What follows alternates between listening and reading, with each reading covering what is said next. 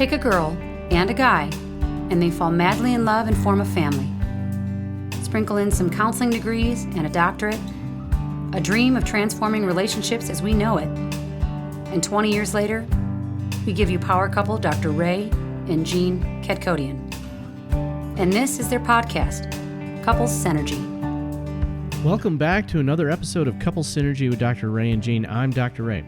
And I'm Jean, and this is our podcast about love, marriage, and relationships. Be sure to check us out online on our Facebook page and Instagram at Couples Synergy, or our website, couplessynergy.com.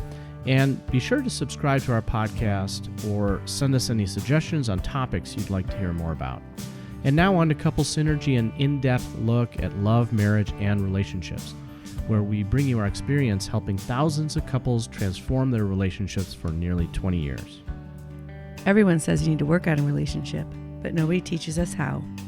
So we've created this podcast to teach people what they can do to create the relationship they've always dreamed of with the partner they fell in love with.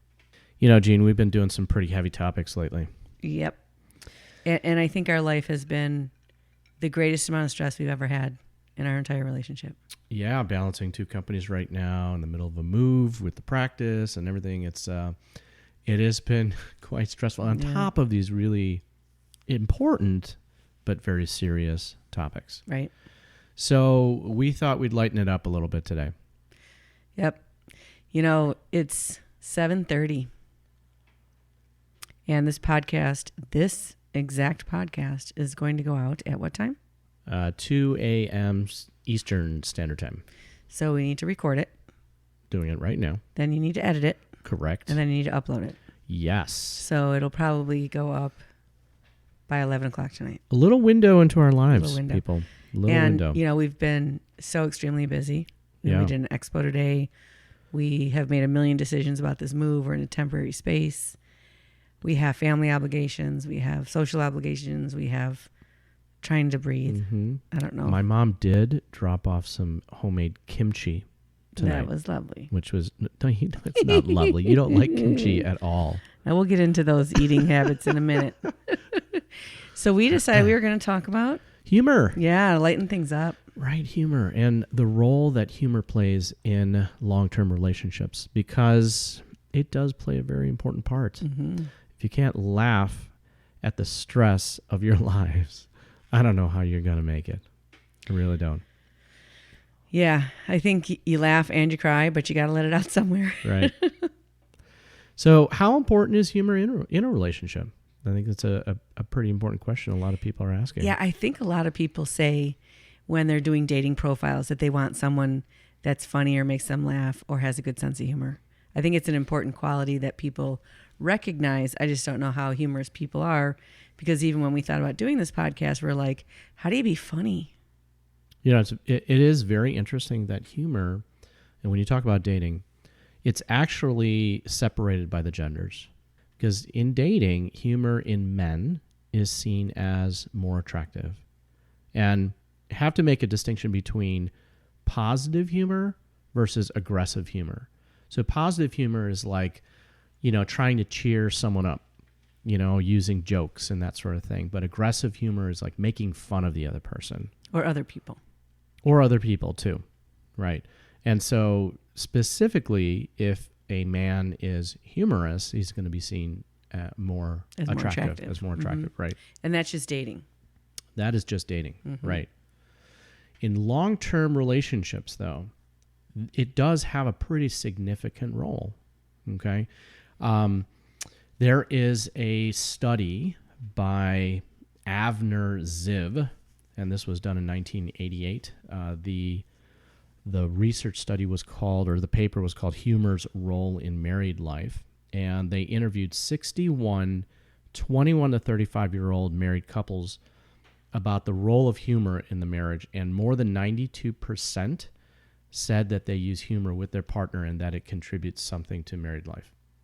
Something good? Something good. Right. And, you know, there's also an article that was written by Gil Greengross in Psychology Today, and the article was How Humor Can Change Your Relationship. He mentioned there that there was an actual correlation between humor and sex in a relationship, and that women. I don't think it's very funny to laugh at your partner during sex. No, that's not what we're talking about here. I don't think that's what he's talking about either. Okay, that's good. No, he saying that women who have humorous partners enjoy more and stronger orgasms.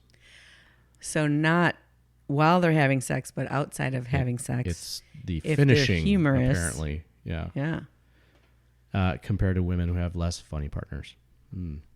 Interesting. I would think there's a level of letting go involved in both of those things.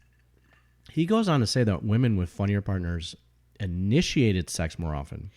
Wait, women with funnier partners or women that are funny? No, women with funnier partners initiated sex more often. You know, I think that's really important because one of the things I hear a lot is like women feel like ignored, let's have sex. So if their partner's funny, they're engaging in them, they're making those bid attempts, they're reaching out, right? And so they're making a bond through that, which is a precursor probably also to intimacy. Well, plus, and he's also, supposing here that it takes less effort to satisfy the sexual desire of men. What? That sounds crazy. Right. So it's like women don't have to be funnier, right? Yeah. So, we wanted to talk more about humor because obviously, a couple that laughs together, they enjoy their lives a lot more. Yeah, because what's the point? One of the things that we teach couples is that when you're having a strong emotional response like anger, you need another strong emotional response like humor in order to disrupt that pattern. This is when we are talking about the timeout word, right? And most couples, they do it wrong. Right. They're often instructed that you just come up with a word and that indicates a timeout for both of you. Mm-hmm. And that in the middle of an argument, you're supposed to go to your separate corners. And that doesn't work because most couples pick a word that doesn't relate to anything. Right? There isn't a connection to a powerful emotion. I'm just having some memories of some of ours. You are? I am. What do you mean? Some of our timeout words? No, some funny experiences we had that could be timeout. Like the time we went to Great America. That was so fun. It was funny for you. Not so funny for me. That video is on the Trail with Ray and Jean on Facebook, on our Facebook page, On the Trail with Ray and Jean. Hilarious. Go watch it. If you're down, go watch that. So what we're referring to here is that when you are in an angry state, that's a very powerful emotion. And so you need an equally powerful emotion to counteract it, right? Because we're already in the emotional brain. So we have to shift gears. The only way to shift an emotion is with an emotion. So that's why humor becomes a very important part here when couples are in conflict. And so you have to find something that is funny for both of you to shift gears like that. I remember that one couple we were talking to that he would, in the middle of a fight, he would run into the bedroom. And so, she's pissed off. So she would just, kind of chase after him. And he would go into the bed and he would cover his head with the covers. And he would fold his arms across his chest and he would just start pouting. Like, and pout. And he would do that until she would break. Yeah. Right? She would find that humorous and she'd be like, okay, let's talk about it. It was his way of shifting gears. Or, the couple that would stick their tongue out at each other, right? Very childish, but humorous, kind of, motion like that would shift those gears. And so when we're talking to couples and we're having them create a timeout word, first of all, this is no solution, all right? This is really just a way of putting a pause in your conflict, especially when things are going off the rails. Right. This is just the brakes. This is not a resolution. No, not at all. Not at all. But in fact, didn't your statistics show that men that use humor during arguments actually makes them seem insincere and leads to the relationship breaking down. Yeah. Yeah. Yeah. Because it comes off as them minimizing things. Right. Right. They're just making fun of it. And that's why it's really important to have this agreed upon ahead of time, so that your partner gets the cue that of what you're trying to say, and not that you're just trying to lighten up the situation or be funny. So we ask couples to think about a common, hilarious situation that both of them that have experienced together. It could be something they witnessed. It could be something they experienced. But it is something that if they talk about it today, it brings a smile to their face, and they start giggling about it and start chuckling about it. So one of the things that we do that I think is really funny is we eat weird things. Yeah. And we're going to get to that later, because we're actually going to eat something on this episode that we're both sort of laughing about because we're surprising the other person. A little game that we play. But before that, let's talk about something that happened to one of us, each of us, that was funny or embarrassing for us, because that's a nice little thing to remember, that we're just human, and that just to lighten up. And this is actually a question that we ask our couples too. It is, right? Mm-hmm. Right, to start to demonstrate, this concept of switching from the rational and cognitive brain to the emotional brain. So we ask them, tell a story about something funny or embarrassing that happened to them when they were a child. Mm-hmm. And so my story is, when I was 5 years old, I was part of this violin program. So it's called the Suzuki Violin Program. Some people may know it. It's a very popular one. And, in that program, I'm in a class full of maybe 30 to 40 other kids, where we're learning the Suzuki method. We had an opportunity to play on stage at Orchestra Hall in downtown Chicago. So for some of you who may know downtown Chicago, Orchestra Hall is the place, right, where the Chicago Symphony Orchestra plays, and all the famous musicians from around the world. When they travel to Chicago, they perform there. So I'm 5 years old, and I'm able to experience this. How long had you been playing violin? Oh gosh, maybe a year at that point. Okay. Right, I just started. Mm-hmm. And so we go with our group, and we're backstage, and we're kind of going through the whole check-in and registration and all of that, and then we are kind of moving towards the stage, and we have different stations where we're tuning and everything like that. And then once we get to the stage, we come out from backstage, and you see just the lights, and you see the entire audience, right? It's a huge venue, and all of these people, just all these heads of people, it was the first time I've ever been in a theater with this many people, let alone be on stage and performing. And so, we go to our spots. We all had like these designated spots that we would go to. And so me being the youngest, one of the youngest of the group, my spot was right in the front row, right? So I was right on the front row, and I'm standing there in our rest position, and I'm looking around, and I'm all excited, and I'm looking for my parents, and I see them in the audience. They're like 2 or 3 rows out, and I start waving to them, just this little 5-year-old just waving to his parents, like, hi, and they were waving back, and, I missed the cue. And so the cue is given by the conductor, and then we all snap our violins up into a ready position to get ready to play. And we don't play unless everyone is in the ready position. And so I missed the cue. Everyone's violins are up, and I'm still sitting there waving to my parents, right? Being in the front row, obviously I drew attention to myself. The entire audience of the orchestra hall erupts into laughter. Oh no! And it's a you think about it from an adult perspective. Yeah. It's a funny thing. It's a cute thing, right? And it's not such a big deal. But as a 5-year-old, my first experience in being on stage with that many people, being in the spotlight, I was laughed at. And I immediately felt embarrassed. I looked over to the conductor because I didn't know what was happening, and she's looking at me with a stern look, like I'm in trouble, and I put my violin up in the ready position.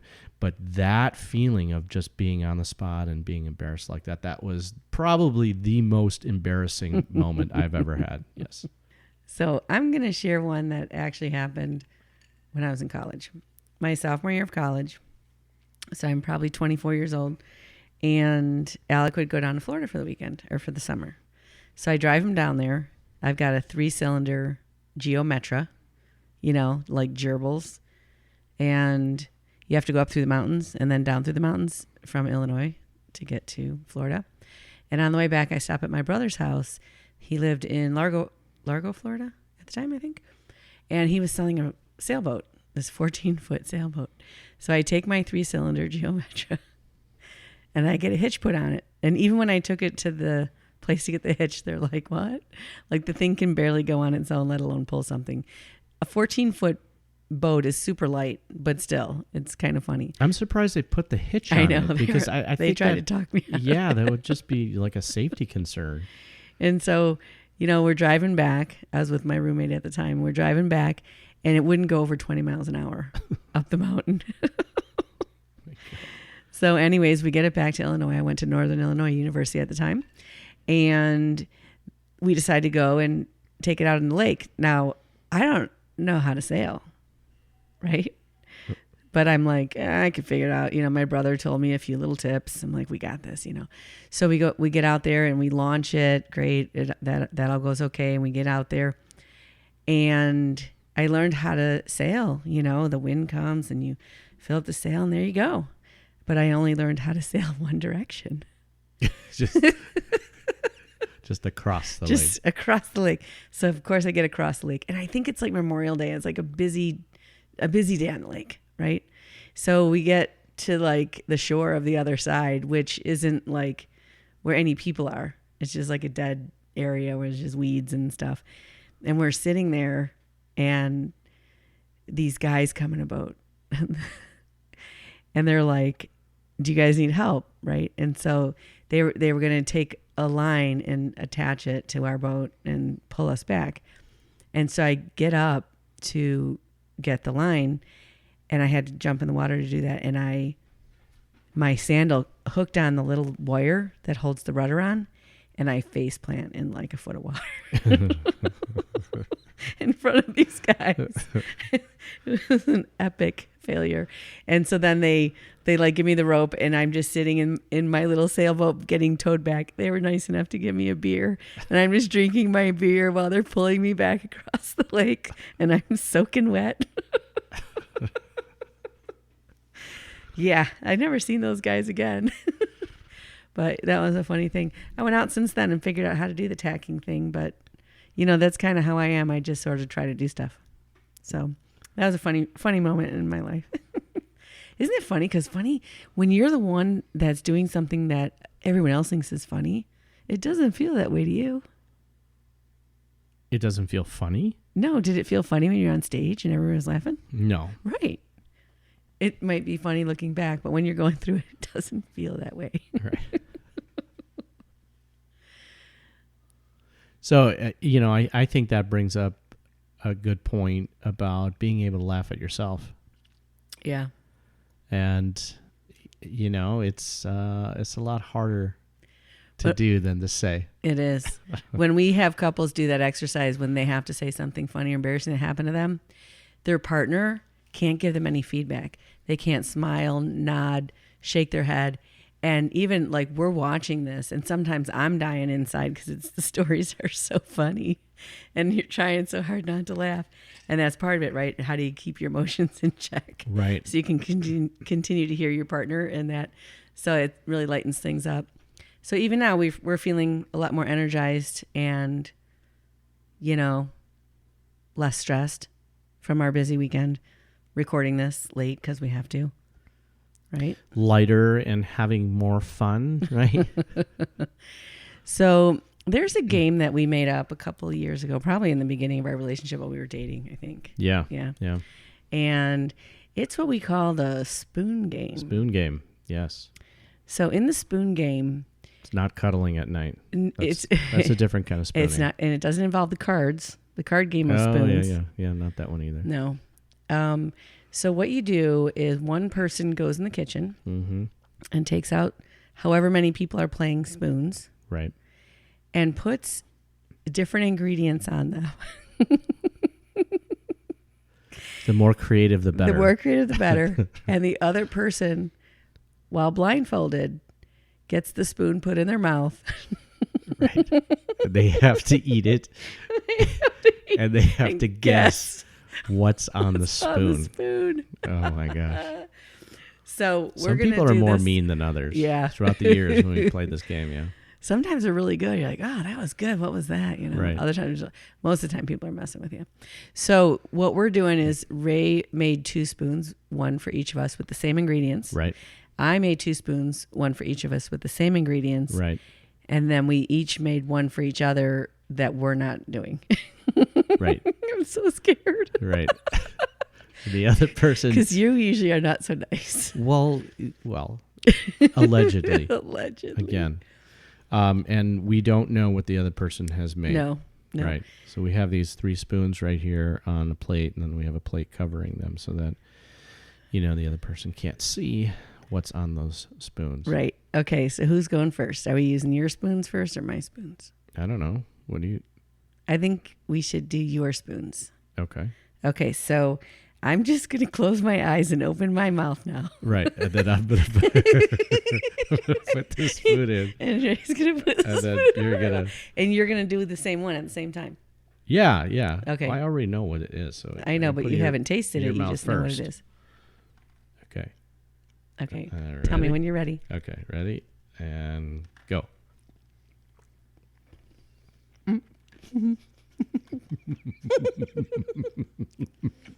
Honey? Yes, honey. Pecan? Yes, pecan. Chocolate chip? Yes. Cranberry? No.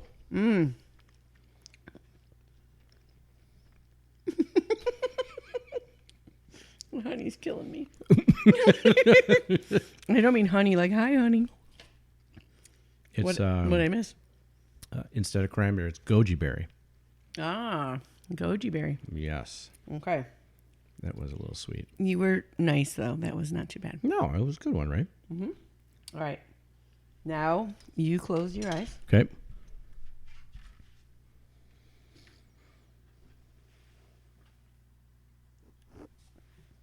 Ready?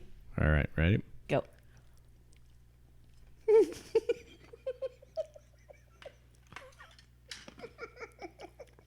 Oh, what is that?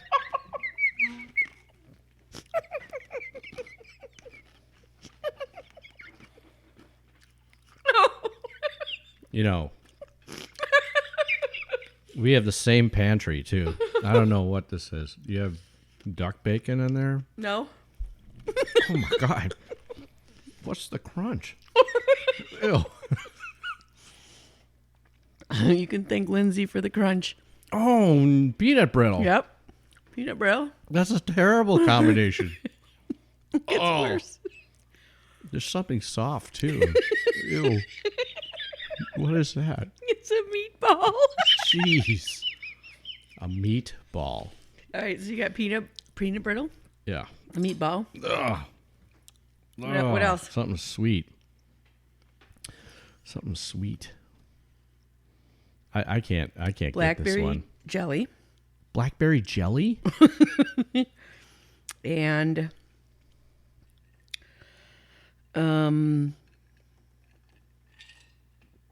Oh, I need a chaser. an olive. I need a chaser. Oh, an olive. Oh. Just not. Those are things you don't combine those things. Oh, it's so bad. I need a palate cleanser. All right. Woo. All right. All right. Were you nice or naughty? I don't know. You'll You're have not to telling. see. All right. Do So I here's go first? Here's the third spoon, and this one is, like dishing it out towards Yeah, each other. because you don't have to do the one that you made. I still can't get this taste out of my mouth. It's terrible. Oh. All right. Okay. It's your turn. Okay. My turn to take it. Yes. Okay. Doesn't sound right. It's all audio. All right, ready? I'm so scared.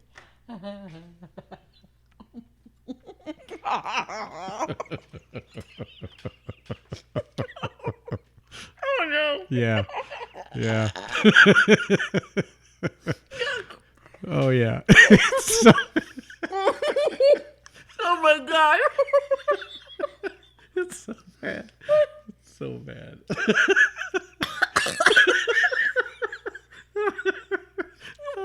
You're so mean. It's Don't so vomit. bad. Don't vomit.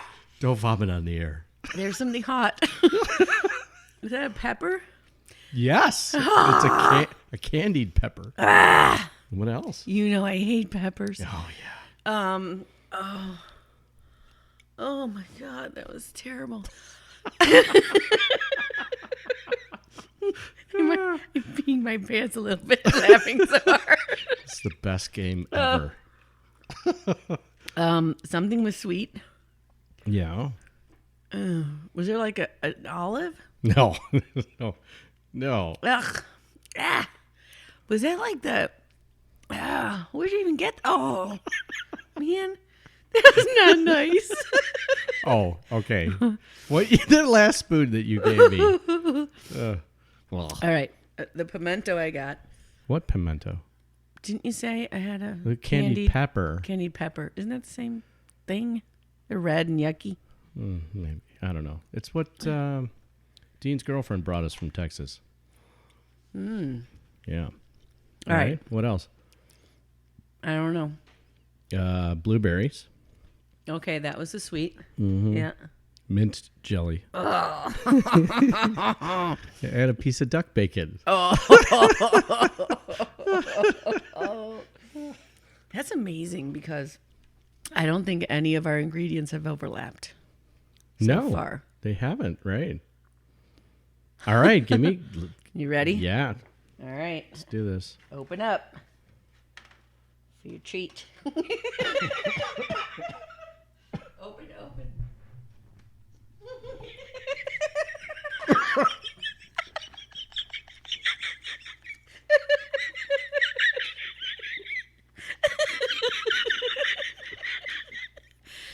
Your face is hilarious.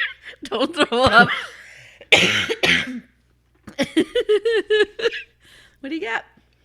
All right, there's a blackberry in there, Ding. and there's cheese. What kind? What kind of cheese? Swiss or something. Yeah, it's like a chunk of it. Oh, so bad. Well, so far that's like a charcuterie. That's not bad. Oh no, the combination of the two. There's some cracker. or Oyster cracker. something. Oh, something else. Yeah. What else you got? I have no idea. Mustard. Oh God! Why? Peanut butter. Yeah, no, no. And a dash of Cholula. Oh. I don't think we picked anything the same. I think this is illegal in some states. Probably should be. Oh. So we highly recommend the spoon game. You definitely have to be, in good standing in a relationship to play the spoon game. Yeah, don't do it when you guys are in a fight. Well, they'd be really mean to each Oh, other. it would be so bad. Oh. So when we laugh like this, it boosts our immune system. It decreases depression and anxiety. It's really good for us. It's really good to, what they say is that when you laugh, you raise your heart rate and you raise your blood pressure. It's like working out, only more fun. Unless you're playing the spoon game. Oh, the peanut butter is still stuck to my mouth. Ah, Peanut butter with oyster cracker. not good. So it's fun to think about the textures and the flavors, like the sweet, salty, sour. You know, you had the cracker and the cheese that are both different textures, and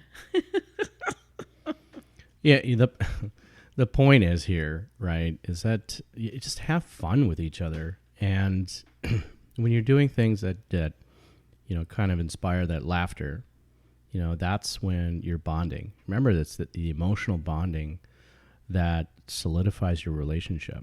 It's not this thought process, but it's that emotional connection. And you can bond with humor. Humor is a very powerful emotion, you know, as much as love is, right? And so when you are doing fun things like that, especially if you are continuing to taste that same spoon that you just gave me, and I can't even talk because it's just terrible.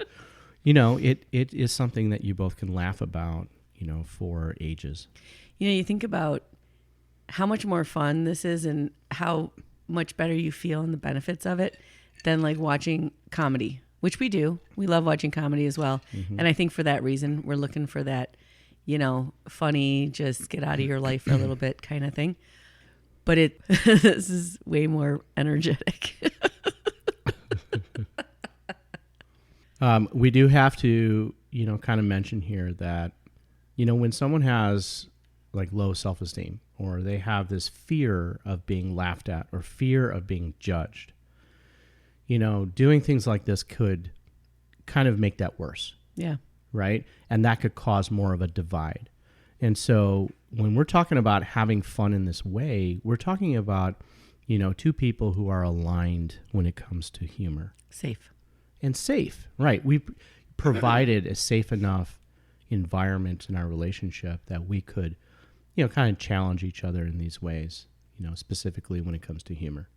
And in this case, physically challenge each other with humor, right? It's such a great thing to do. It's so much fun. And, you know, sometimes, I'm sure you've all had the experience where you have some friends, especially when you're a kid. I don't know if you ever had to go to church, but when you're in a place where it's extremely inappropriate to laugh, oh my God, you can't stop. Right. I remember when we were dating, we had only been dating a couple months, and we were out with people from work, and we went to this woman's house, and I don't know what was so funny, but we were somehow in her laundry room, and we were laughing so hard we couldn't stand up. Every time we tried to stand up, we fell back down. Right. It probably took us a half hour just to stand up. And it was so just funny. between the two of us. Yeah, like, everyone else was in the other room. like, No one had no idea what they're doing. Yeah. You know, those carefree days when everything is adorable. Right. That was really fun. We've had some really great memories, but those times when you sit and just laugh, those are awesome. And, you know, I remember as a kid, there was a lot of that in my house because we sat down and had dinner as a family. And ultimately, you'd get to talking and everyone would share the good, the bad, and the ugly. Sometimes it went in the other direction and fights happened, but a lot of times there was a lot of laughing. And, you know, those are some fun things I remember about my childhood.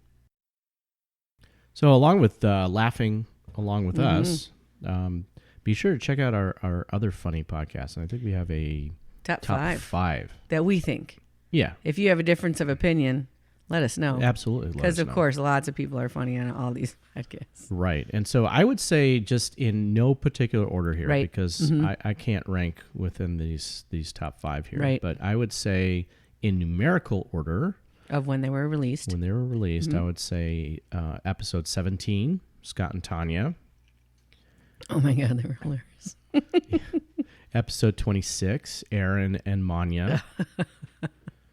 Episode 51, Steve and Angie. Yeah. Episode 47. Oops, I missed. I went the opposite direction here.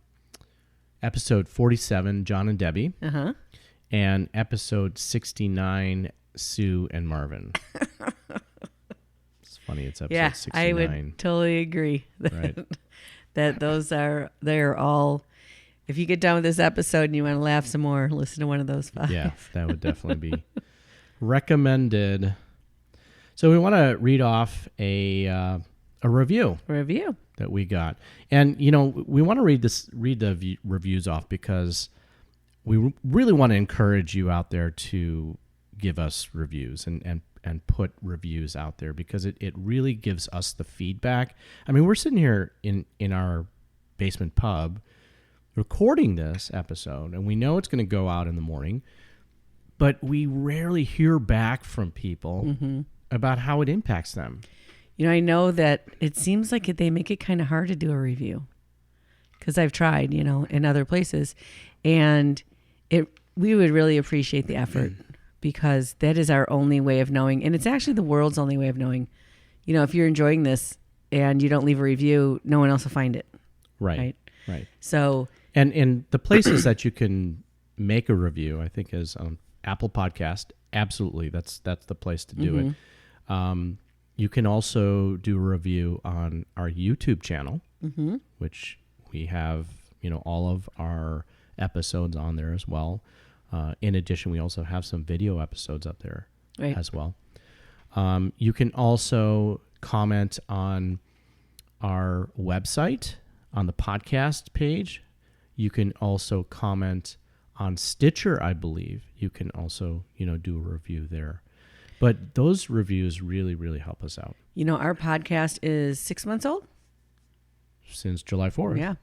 And our ranking is, and we've never marketed it or anything. We've just continued to share it. And we're rising pretty high in the ranks. And really, that's what they look at as reviews. And that's how people can find us. Right. So then you're going to read a review? Right. This is by just Real Estate Investor. That was his name. Or her name. I don't know. Great podcast is the title.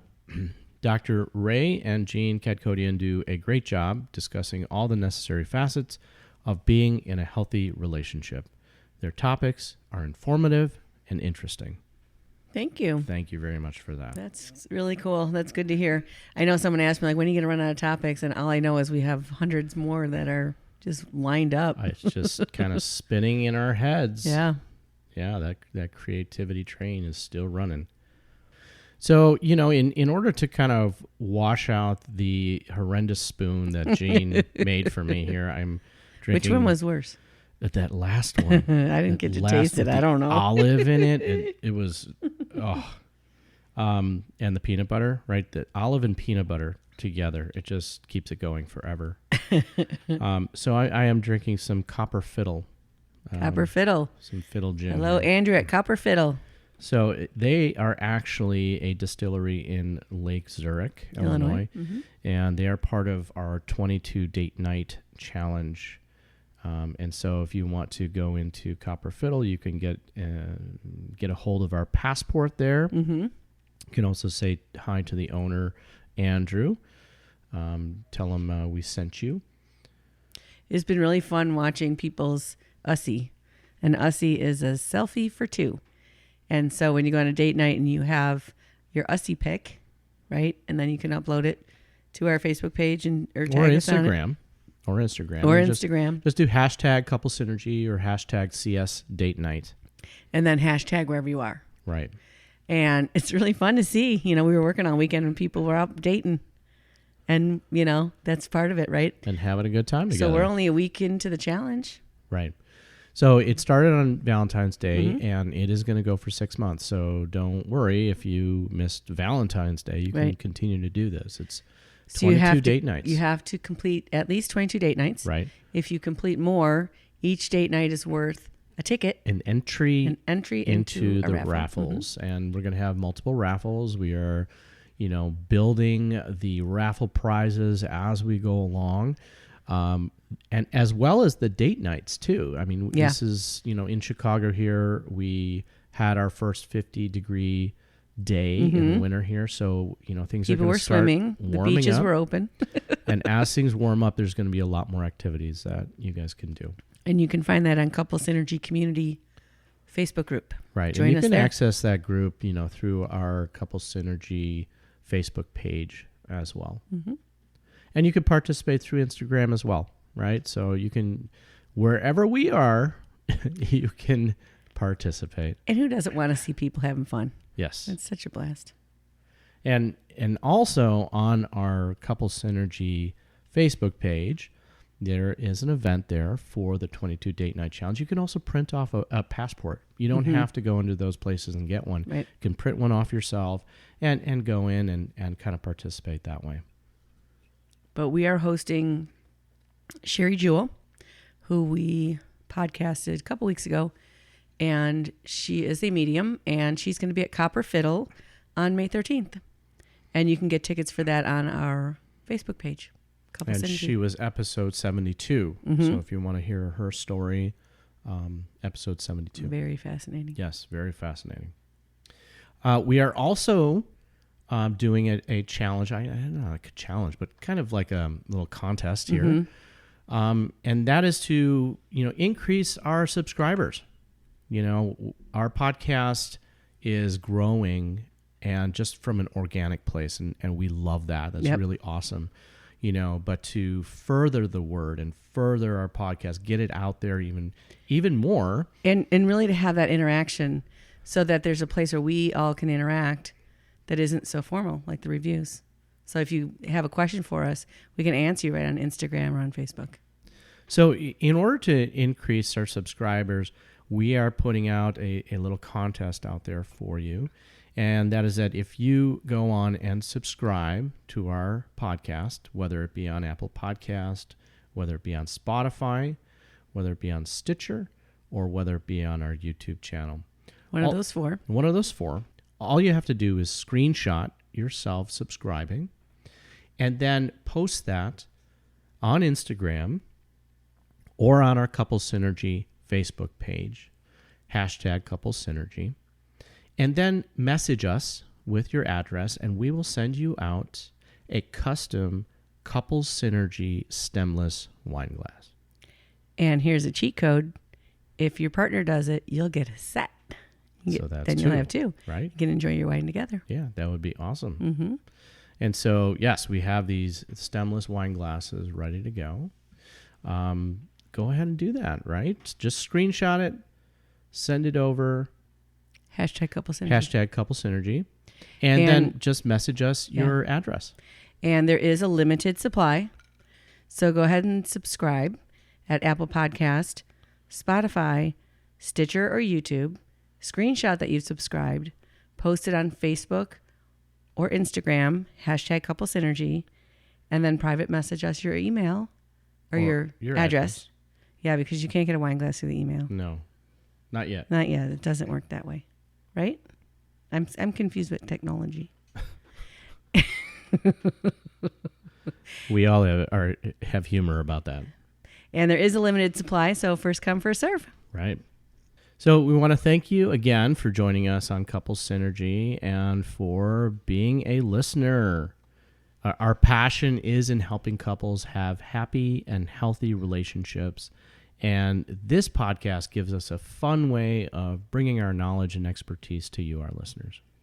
And we hope by listening to this episode, you lightened up a little bit, had some humor, hopefully it beat your pants. And then it was not only beneficial for your life, but also your relationship. For all of you listening, please subscribe to our podcast, as we're saying, and please leave us a review. If you have any questions, comments, or topic suggestions, please email us at contact@couplesynergy.com. For more information about Couple Synergy and our programs such as Relationship 101, the Couples Weekend Intensive, and our premier program called Couple to Couple, look us up online at couplesynergy.com. And if you go to our YouTube channel, you can see a video we're going to put up tonight of us trying things around the world, foods that are sometimes good and sometimes not so good, but we have no idea because we've never had them before. No, these are going to be foods that are not good, actually, and our reactions to it. Yeah. And if you know someone who could benefit from this episode, please download it and share it. And thank you for listening. Until next time, synergize your life and synergize your love. You have been listening to Couple Synergy with Dr. Ray and Jean Ketkodian. Couple Synergy was recorded, edited, and produced by Dr. Ray and Jean Ketkodian. Voiceover and music entitled Breathe and Let Go was recorded and composed by Gina Gonzalez.